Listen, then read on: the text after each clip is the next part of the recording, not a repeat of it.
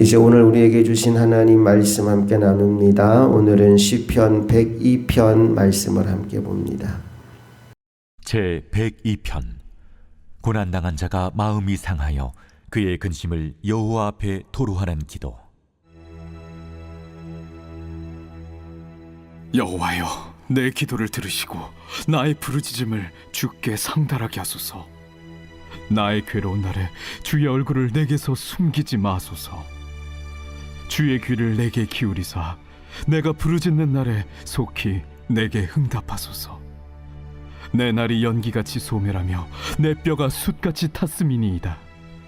내가 음식 먹기도 잊었으므로 내 마음이 풀같이 시들고 말라버렸사오며 나의 탄식 소리로 말미암아 나의 살이 뼈에 붙었나이다. 나는 광야의 올빼미 같고 황폐한 곳의 부엉이같이 되었사오며 내가 밤을 새우니 지붕 위에 외로운 참새 같으니이다.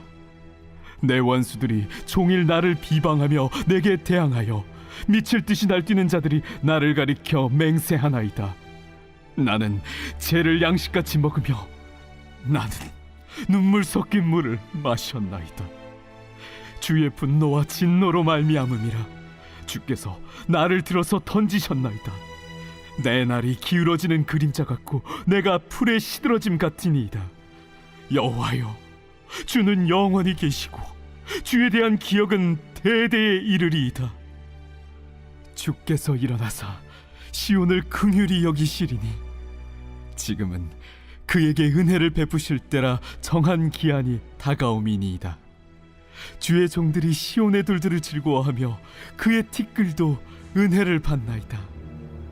이에 문나라가 여호와의 이름을 경외하며 이 땅의 모든 왕들이 주의 영광을 경외하리니 여호와께서 시온을 건설하시고 그의 영광 중에 나타나셨습니다.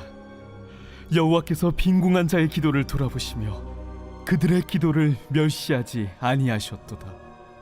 이 일이 장래 세대를 위하여 기록되리니 창조함을 받을 백성이 여호와를 찬양하리로다.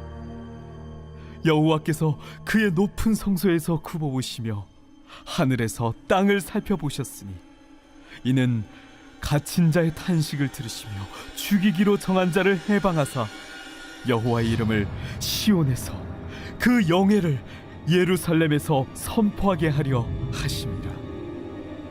그때에 민족들과 나라들이 함께 모여 여호와를 섬기리로다. 그가 내 힘을 중도에 쇠약하게 하시며 내 날을 짧게 하셨도다. 나의 말이 나의 하나님이여 나의 중년에 나를 데려가지 마옵소서. 주의 연대는 대대에 무궁하니이다. 주께서 옛적에 땅의 기초를 놓으셨사오며 하늘도 주의 손으로 지으신 바니이다. 천지는 없어지려니와 주는 영존하시겠고 그것들은 다 옷같이 낡으리니 의복같이 바꾸시면 바뀌려니와 주는 한결같으시고 주의 연대는 무궁하리이다. 주의 종들의 자손은 항상 안전히 거주하고 그의 후손은 주 앞에 굳게 서리이다 하였도다. 그리고 오늘 시편 102편 말씀을 읽었는데 이 시가 쓰여진 상황을 2절은 이렇게 표현하고 있어요. 나의 괴로운 날에, 나의 괴로운 날에. 여러분도 살다 보면 괴로울 때가 있잖아요. 여러분 괴로운 날이 찾아왔을 때 술 마시지 말고, 그때 담배 물고 있지 말고, 그때 사람 붙잡고 하소연하지 말고 오늘 시편 기자처럼 하나님의 얼굴을 구하며 기도하게 되시기를 축복합니다. 1절 2절을 다시 한번 읽어봅니다. 시작. 여호와여, 내 기도를 들으시고 나의 부르짖음을 주께 상달하게 하소서. 나의 괴로운 날에 주의 얼굴을 내게서 숨기지 마소서. 주의 귀를 내게 기울이사 내가 부르짖는 날에 속히 내게 응답하소서.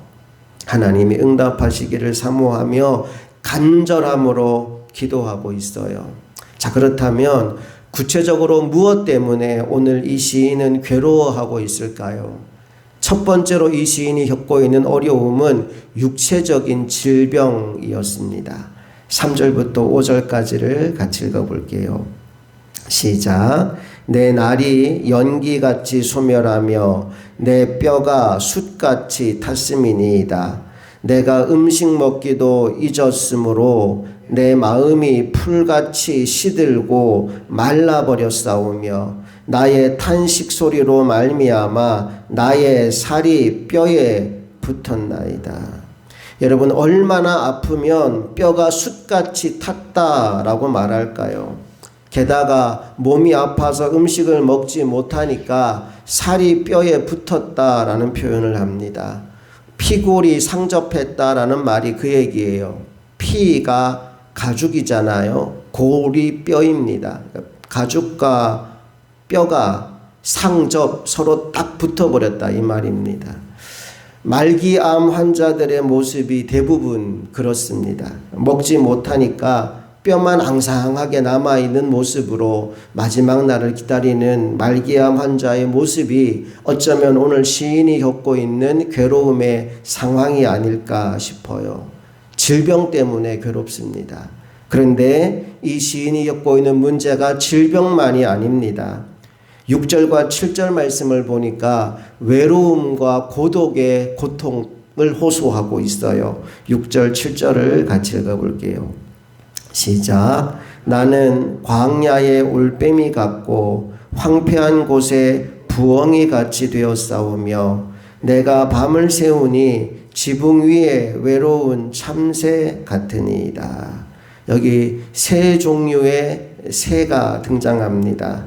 광야의 올빼미, 황폐한 곳에 부엉이, 지붕 위에 외로운 참새. 공통점이 뭘까요? 다 혼자 있다는 겁니다.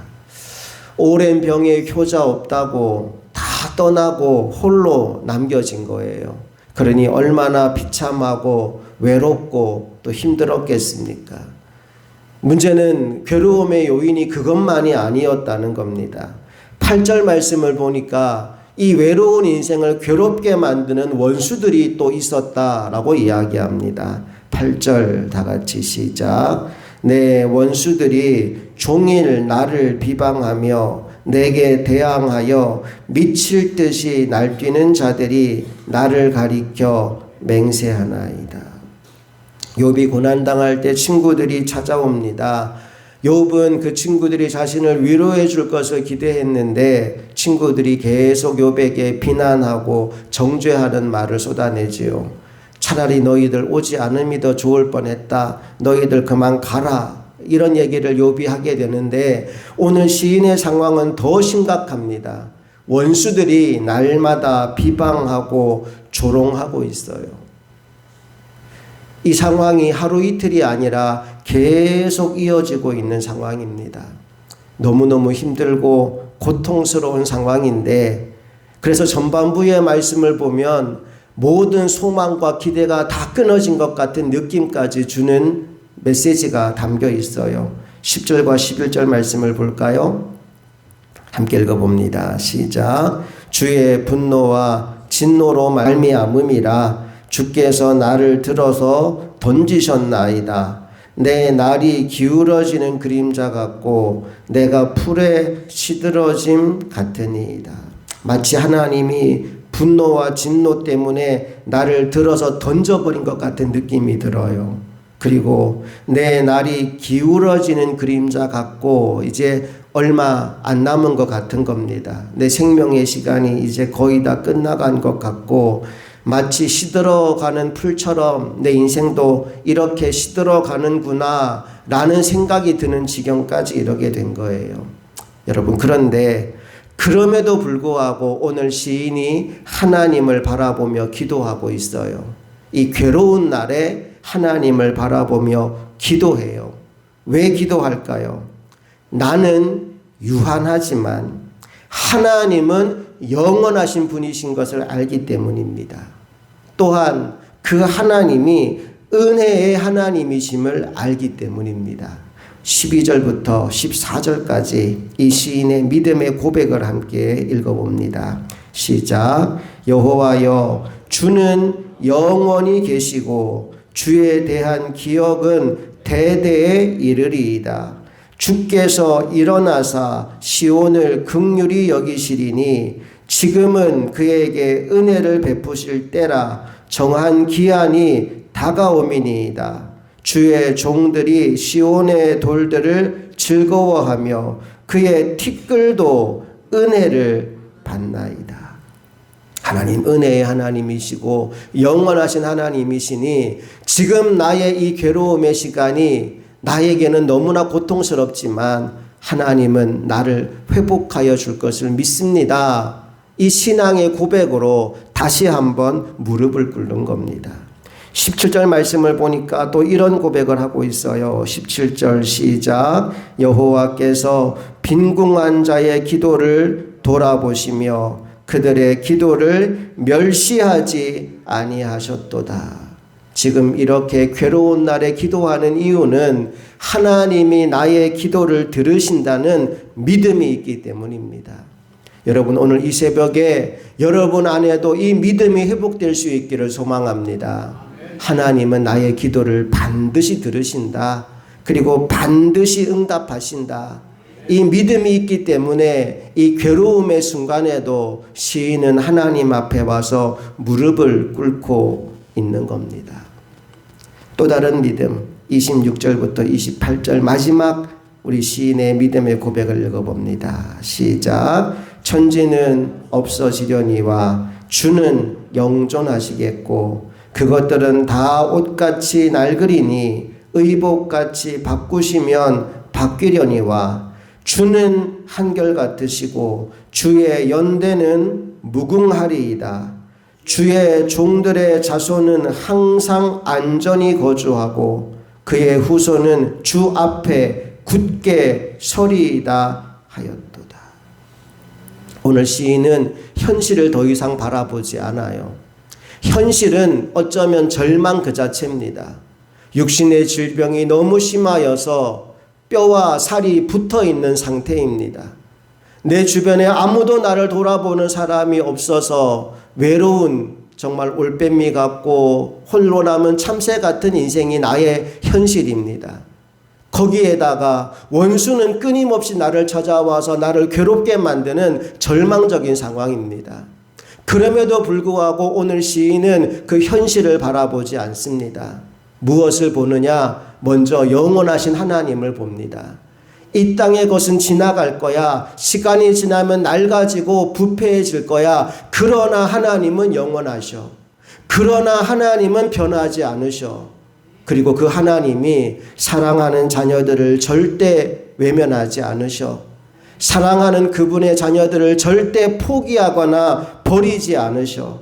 주의 종들의 자손은 항상 안전히 거주하고 그의 후손은 주 앞에 굳게 서리이다. 최후 승리를 주시는 하나님을 바라보며 오늘의 그 어둠의 현실을 믿음으로 묵묵히 견디며 기도하며 나아가고 있는 거죠. 이 새벽 저와 여러분에게도 이 믿음이 있기를 원합니다. 현실을 바라보며 절망하는 것이 아니라 하나님을 바라보며 새로운 소망을 품게 되기를 원합니다. 제가 참 좋아하는 찬송가 가사 중에 이런 가사가 있어요. 세상과 나는 간 곳 없고 구속한 주만 보이도다. 이 찬양 가사를 떠올릴 때마다 저는 골리앗 앞에 서 있는 다윗이 생각납니다. 여러분, 다윗의 눈에 그 거인 골리앗이 보이고 또 너무나 작고 왜소한 나 자신이 보였다면 절대 다윗은 골리앗 앞에 나가지 못합니다. 사울 왕과 그와 함께 있는 모든 군사들은 그게 보였어요. 골리앗이 얼마나 큰지가 보였고 내가 얼마나 하찮고 초라한지가 보였어요. 그러니까 어느 누구도 골리앗 앞에 나가서 싸울 생각을 못하는 겁니다. 날마다 나와서 나와 싸우자 하나님의 이름을 조롱하고 모욕하며 골리앗이 소리를 쳐도 아무도 그 앞에 나가지 못합니다. 왜 그럴까요? 내 눈앞에 골리앗이라고 하는 거대한 장군이 보이거든요. 내 눈에 너무나 작고 초라한 내 모습이 보이거든요. 그러니까 나가지 못하는 거예요. 하지만 다윗은 달랐습니다. 다윗의 눈에는 그 크고 무서운 골리앗이 보이지 않았어요. 다윗의 눈에는 작고 왜소한 내가 보이지도 않았어요. 세상과 나는 간 곳 없고 구속한 주가 보였습니다. 그래서 골리앗 앞에 서자마자 다윗이 이렇게 외치죠. 너는 칼과 단창을 가지고 내 앞에 나왔지만 나는 만군의 하나님 여호와의 이름으로 너를 만나는 것이다. 하나님이 보여요. 나와 함께 하시는 하나님이 보이니까 골리앗이 무섭지 않은 겁니다. 오늘 우리에게도 이 눈이 열려지게 되기를 소망합니다.